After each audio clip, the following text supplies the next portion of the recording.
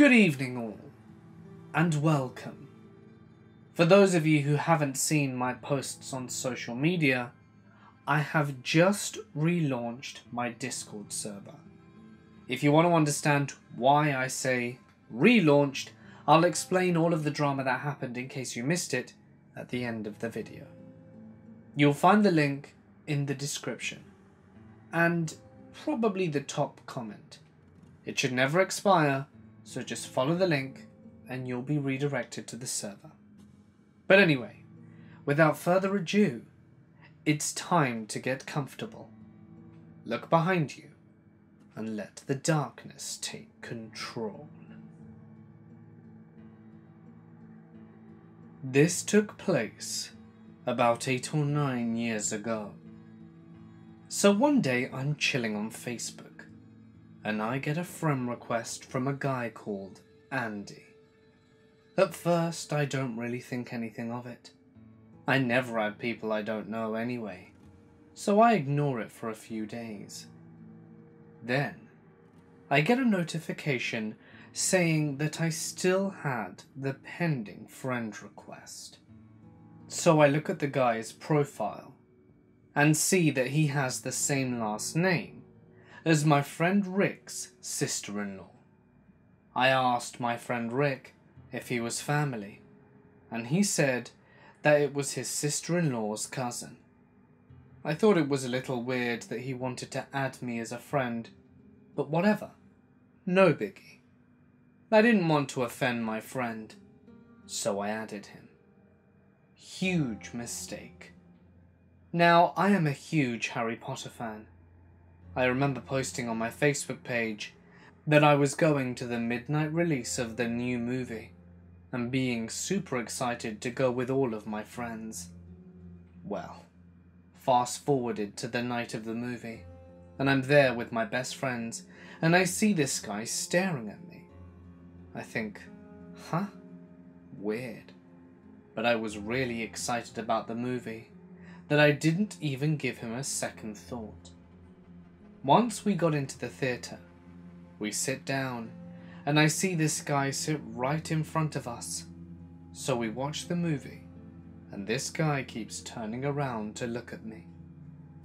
I start to get really annoyed because he was distracting me from the movie, and I whisper, "What?" as meanly as I could, with a very WTF face. He turns around and leaves me alone for the rest of the movie. When the movie is over, my best friend and I are walking out of the theatre, talking about how amazing the movie was, when I see the same guy standing by my car.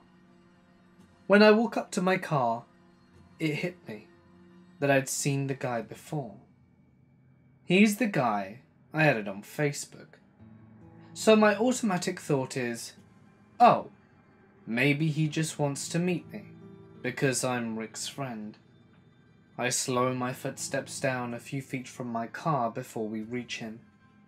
He didn't say anything at first, so my friend and I look at each other like, what does this guy want? So I say, "Hi, do I know you?" And he goes, "Not yet. I'm Andy." Then he steps forward and hands me an envelope. Okay, this is getting weird. Then he seemed really excited and said, "Open your present." I say, no thanks, and attempt to hand him back the envelope. But this guy just walks away, leaving me with my hand sticking out of the air towards him. My friend starts awkwardly laughing and grabs the envelope out of my hand saying, "Ooh, someone has a crush on you." I'm just kind of standing there a little spooked. Like, I don't know who the hell this guy is. So my best friend opens the envelope, and it's a 5-page letter about how he feels about me, and about how beautiful I am. That he loves reading my stuff on social media, and a $50 gift card to Starbucks. My friend stops laughing when she looks over and sees that I do not find it funny at all. I text Rick, asking him if this is some kind of joke he's playing on me. He assured me that he had no clue what I was talking about. Then Rick tells me he barely even talked to Andy, because he was a weird dude. Oh, now let me tell you. So I go home and delete him from Facebook. I rip up the 5-page note and give the gift card to my friend. In my mind, since I couldn't give the gift back, I wouldn't use it, so I wouldn't feel like I owed him anything. Things started escalating pretty quickly once I graduated high school and was getting ready to move. See, I lived in a small town, and I was getting ready to move to California to live with my dad. Once I moved, I started to get texts and phone calls from an unknown number. I finally answered one day, and the person on the other end says, "Oh hey, it's Andy.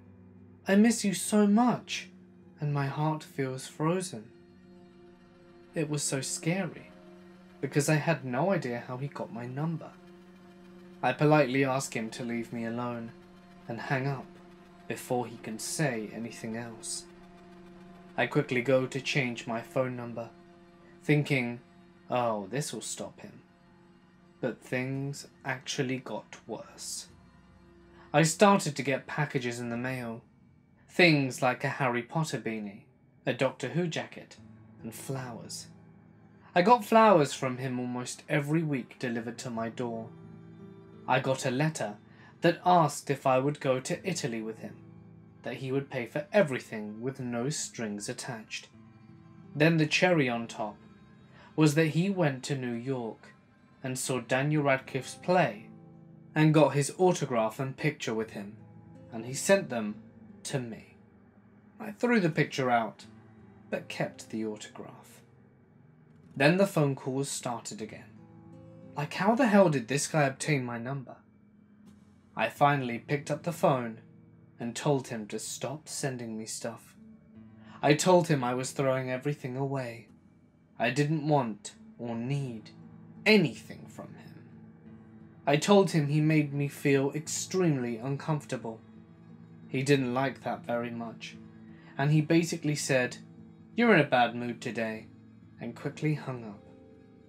The next time he called, I told him I would contact the police if he kept calling. Things settled a little bit. A few months went by, but then I got together with my now husband, who lived in that little town. Of course, I moved back. I remember the first time I saw Randy when I got back. It was at a shopping centre. He looked over at me for a second and then quickly started walking towards me. I felt the hairs on my arms stand up, and I turned around and quickly left the store without looking behind me. While all of this is happening, I reconnect with my sister, who, due to some family drama, I hadn't spoken to in about 3 years. Turns out she was the one who told Andy about my phone number, as I always kept her updated on my address or phone numbers in case of an emergency, and she was the one who gave him my address.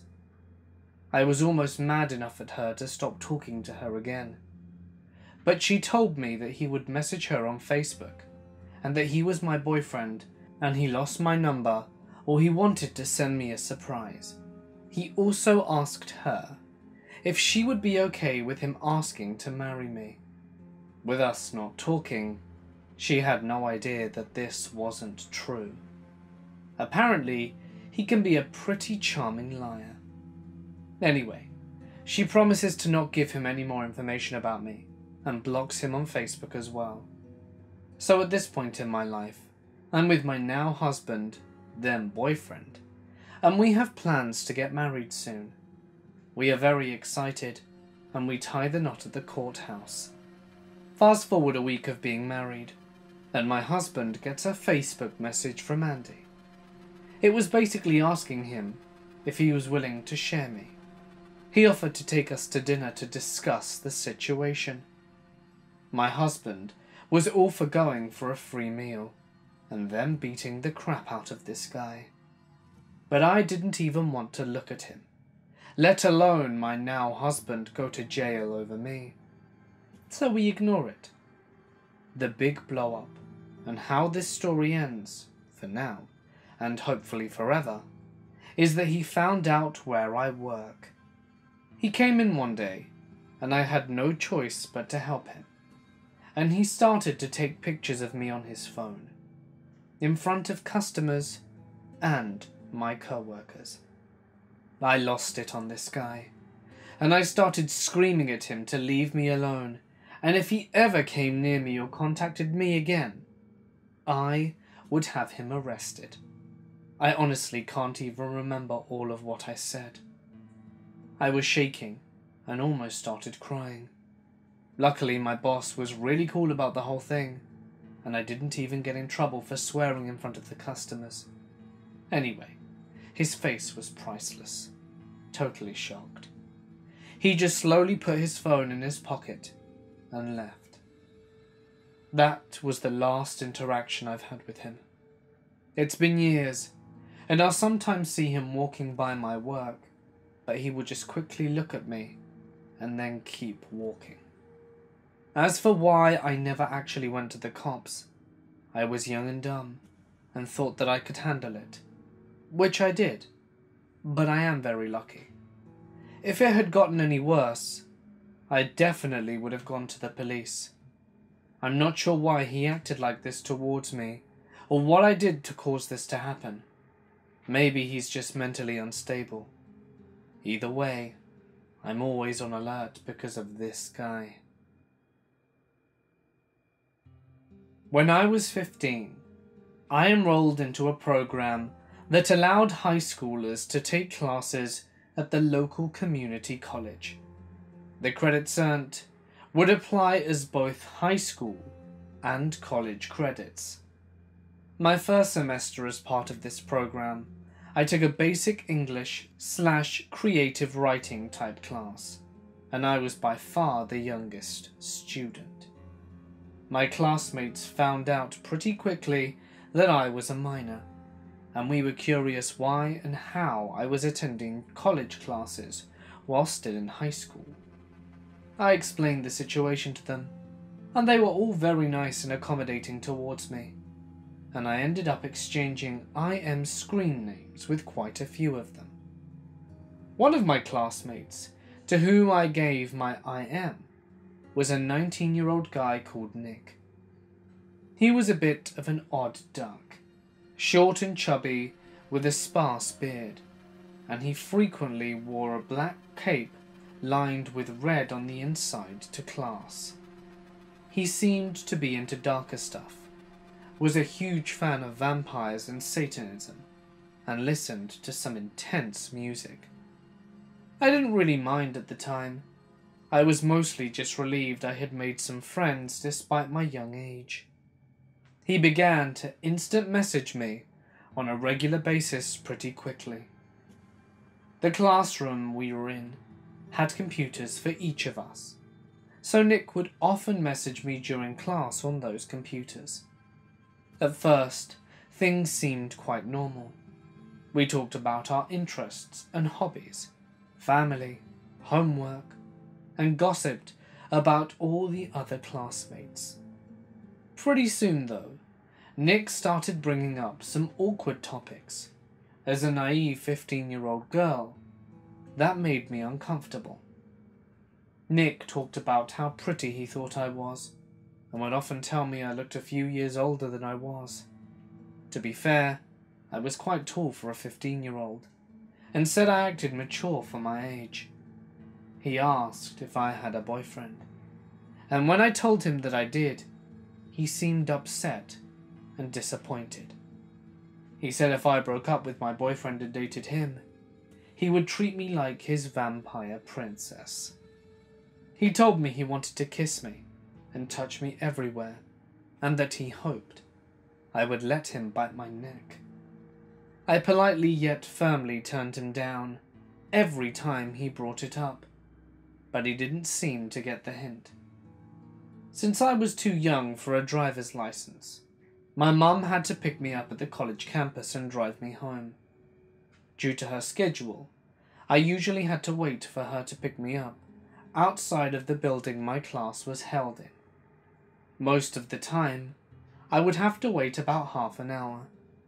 Nick started following me out of class and would often wait with me until my mum pulled up. He would pressure me for more personal info and trash talk my current boyfriend. He commented that my boyfriend was probably cheating on me, so I should dump him preemptively. When my mum finally pulled up, I would breathe a sigh of relief and jump into the car. Online, Nick began to become more aggressive. Anytime he messaged me, he would start talking about my body in really inappropriate ways for a 15-year-old.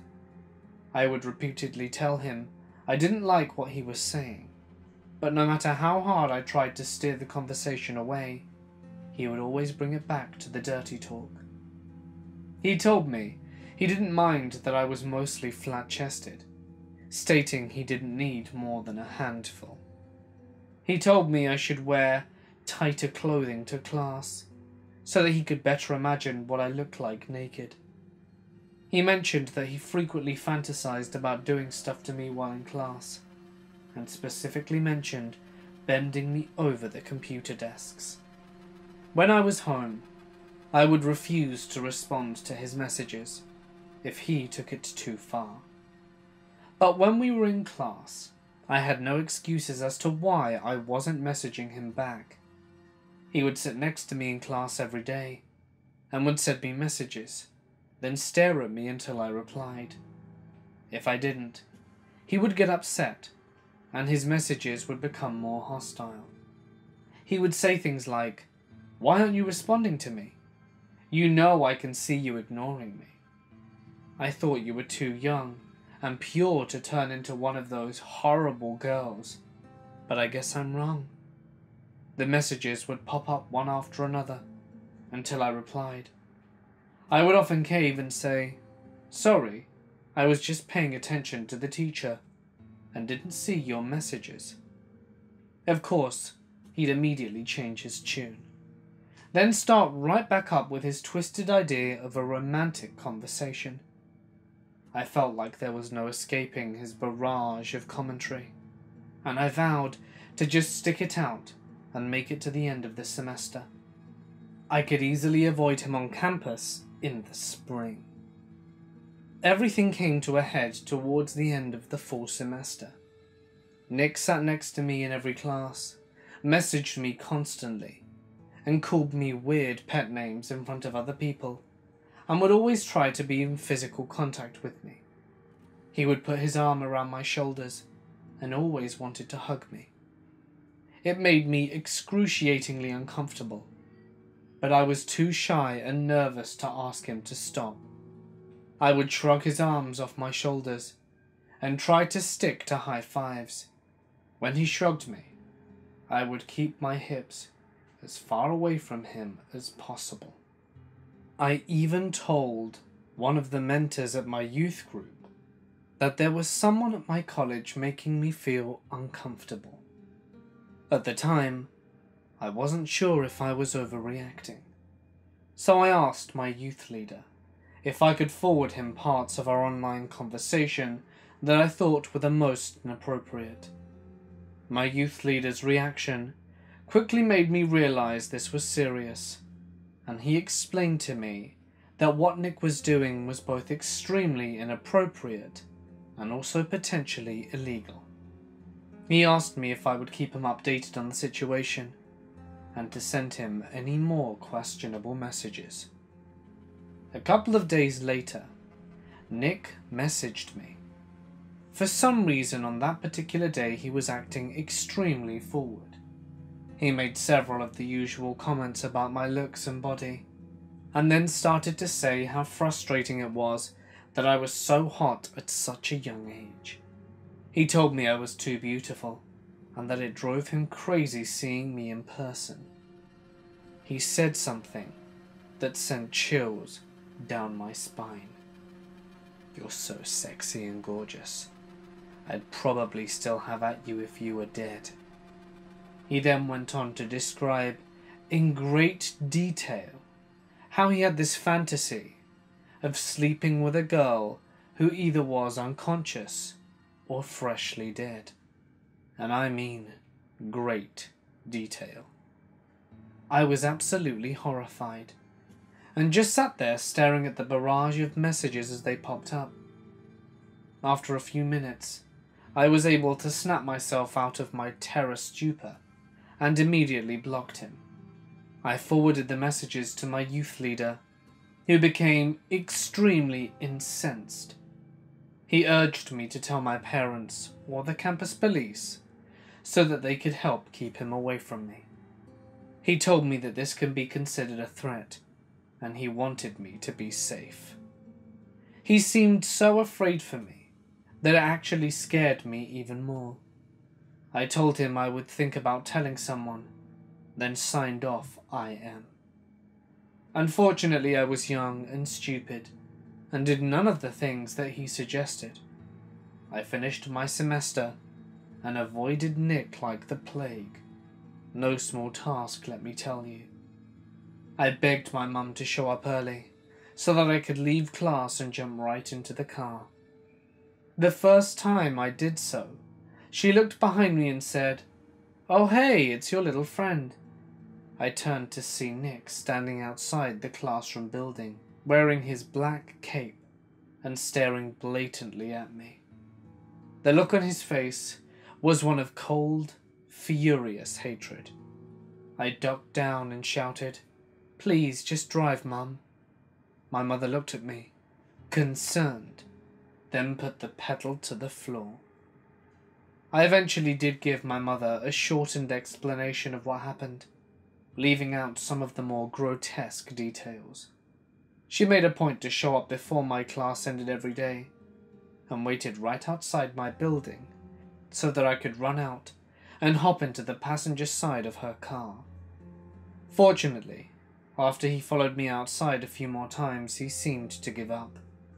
He didn't try to talk to me in class, and didn't follow me outside anymore. I did catch him staring at me a few times in class, but in general, he seemed to take the hint and back off. After that class ended, I never saw or heard from him again, and for that, I am truly grateful. I am a 19-year-old male, 5'9" and 160 pounds, scrawny, middle-length red hair, and a large beard. I am by no means attractive. I work at my local Walmart on the fresh cap team, which basically means I stock all the fresh areas like produce, meat, deli and bakery, which is where I met a man that I wish I had never met in the first place. His name was John. John was a fairly large man, about 6'2", overweight, and probably weighed about 225 pounds. He was probably in his mid-50s or early 60s, and was very, very strange. At first, he seemed like a fairly nice man, liked to chat, would ask questions like how my day was, just casual conversation. I thought nothing of it, just a co-worker trying to be nice, or so it seemed. His questions began to get a bit more personal. Things about school, home life, and I shrugged it off as him just trying to be friendly. But then he asked me if I had a girlfriend. I told him that I was single, but didn't see myself in a relationship anytime soon. Let me re-emphasize that this man is easily 40 years older than me, so this question came off as more than a little creepy. He said, "Oh," and carried on working before I shrugged it off once again. No harm, right? Boy, was I wrong. John liked to sing. He wasn't very good at it though. He would constantly sing strange old songs, and sometimes he'd even sing old cartoon theme songs. He also made odd comments and other small things. At first I thought he was just a little quirky, but then it escalated. One time I watched him stare at a couple of little boys for a considerable amount of time, before he finally got back to what he was doing. I thought perhaps he was just envious of how young and lively they were, and wished to be that young again. Once again, I had no idea of how wrong I was. One day I came into work, like any other day. It was a nice day outside, so I didn't really want to be at work, but oh well. My supervisor told me that I needed to cap the bins, which basically means I needed to take inventory of what we have and pull anything that we needed to stock off the shelves onto a cart and onto the floor. A lot of this requires a ladder, as the shelves are quite high, and once again, I am not very tall. I'm on the top of the ladder, with my earbuds in, just doing my job, when I turn around and notice him staring at me. It almost seemed like he'd been staring at my ass. I pulled out an earbud and asked him if he needed something, but he just turned around and walked away. He said nothing at all. Why was he staring at me? I felt kind of violated, but I figured I must have been mistaken. So I got back to working again, and the rest of the day went by as normal. The next day, John came to work and walked right up to me. In one quick breath, he told me that he had written a song for me. My thoughts were clearly written on my face. I barely even knew the guy, and he wrote a song for me? He ignored my confused look and began to sing. I don't remember what exactly the lyrics were, but to sum it up, basically the song was about how I was his ray of sunshine. I was thoroughly creeped out. Thanks, I said, not able to hide my confusion and disgust. You didn't like it? He said, seeming surprised. Sorry, I barely even know you. That's kind of creepy, man. You're also way older. He said he thought I was gay, and I told him that I was bi, but I wasn't interested in him at all. That made him really angry, and he went off on a rant, yelling about how I came onto him, and that he was reciprocating my feelings for him. What? Everything I had said to him up until this point had been completely professional. The only thing I had done was answer some of his strange questions. He stormed out of the store, fuming. I went to my supervisor and told her everything that happened. She doesn't take harassment lightly, and helped me file an official complaint against him. When he came into work the next day, she took him off to the back, and I'm not sure what she said, but she fired him, and he walked out of the store and walked past me, giving me the most deadly glare I'd ever seen in my life. I was glad that he was finally gone from my life, but you guessed it, I was wrong. I was having a normal day at school, and my classes ended. I was walking out of the building talking with a friend, when John walked up out of nowhere and started yelling at me. Oh, crap. I forgot that I told him where I went to school. He said he knew I was in love with him, and to just come clean and admit it. You were just a co-worker to me, John. I don't have any feelings for you. Please leave me alone. This made him even angrier, and he came at me, threatening to kill me. My friends backed me up, and we managed to get him on the ground and under control, while we called the cops. When they showed up, I explained everything and they arrested him. As he was being dragged away, he threatened to kill me and my family. I pressed charges against him for harassment and assault, and when they investigated a little further, they found out that his home computer actually had indecent pictures of young boys, some even underage. All of them seemed very amateur, as if he had taken them himself. Being told this made me sick to my stomach, and made me feel even sicker still to think of what might have happened if my friends hadn't been there to help me when he assaulted me. I can't even begin to imagine. Turns out, he had already done some pretty horrific things to these boys. He was sentenced to life in prison for a slew of charges, not limited to harassment, assault, kidnapping, and so many accounts of possession of indecent images that I can't even remember. It made me feel good to know that he would be off the streets. After getting out of a serious relationship, I made a profile on a dating site where I was contacted by Mike. He sent a message admiring a shirt I was wearing in one of my photos that featured Lydia Dietz from Beetlejuice, Wednesday Addams, and Nancy from The Craft. According to his profile, he and I shared interests in photography and campy horror, so I agreed to meet him at a Cindy Sherman exhibition at a local art museum. He was nervous from our initial meeting and kept bumping into me as if he lacked spatial awareness. I tried to be as chill as possible, hoping it would put him at ease, but everything I said just seemed to make him more nervous.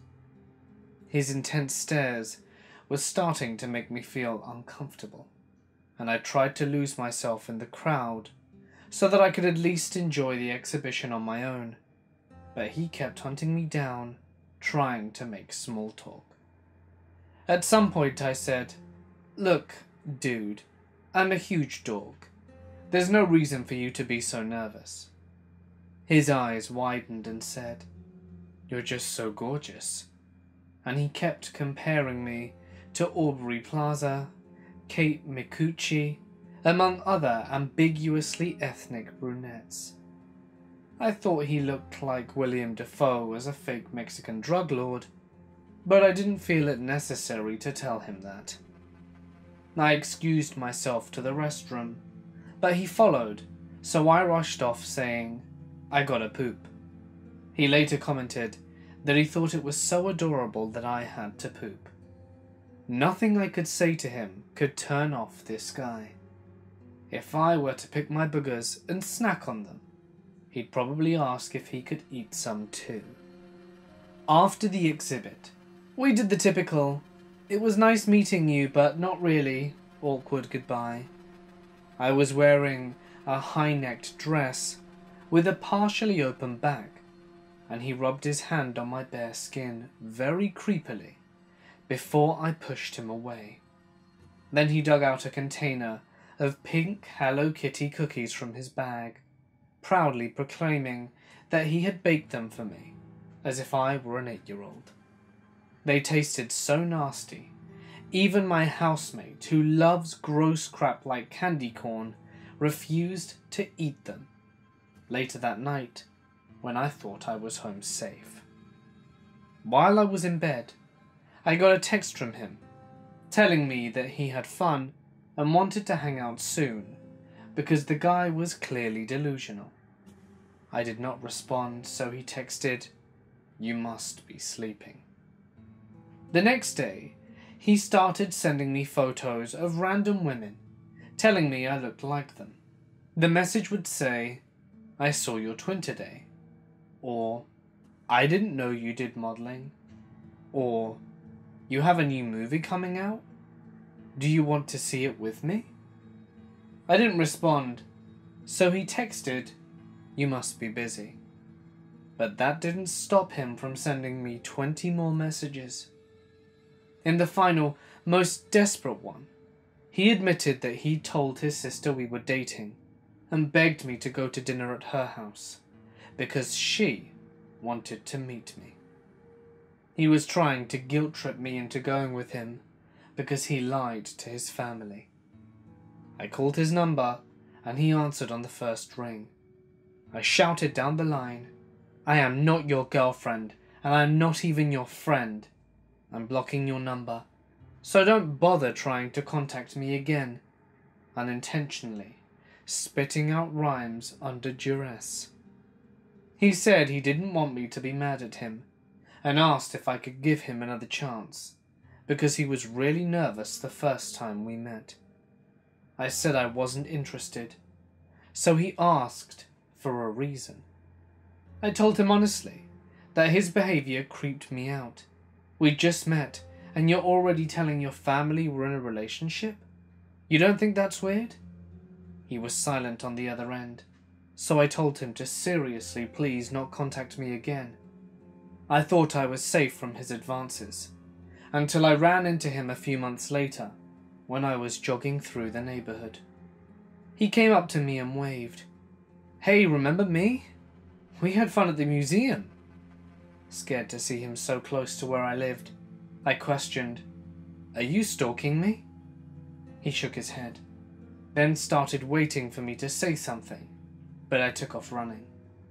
Every time I'd see someone who significantly resembled him, I would freak out. Several months later, I got a message on Facebook. We were not friends on there, saying that he missed me and wondered if we could be friends. He attached a poorly drawn cartoon that was supposed to be of me. It looked nothing like me or Aubrey Plaza or Kate Micucci for that matter, and suggested I make it my Facebook profile picture. I deactivated any online accounts associated with my real name, changed my phone number, and moved to the woods where the reception sucks. But at least he'll never be able to find me. I hope. I was, and still am, an extremely shy person.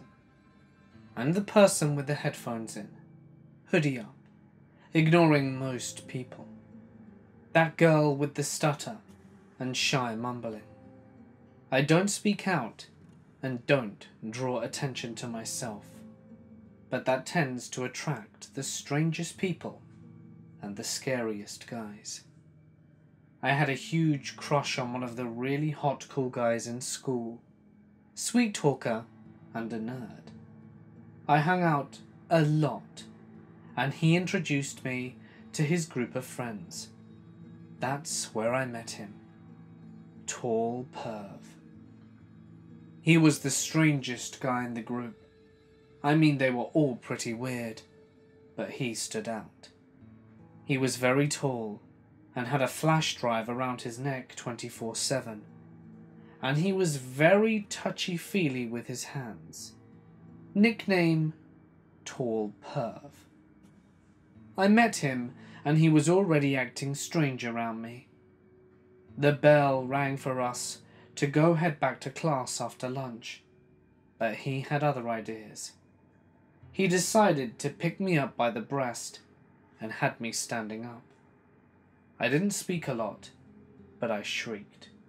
He dropped me and said it's okay because I'm cute. He said, "Don't worry, I didn't mean anything, but it could if you wanted to." I ran back inside, terrified and confused. My crush pushed him away and was yelling at him. Neither one of them came after me. I still hung out with my crush again, but he was still hanging out with this guy and his short friend on another day.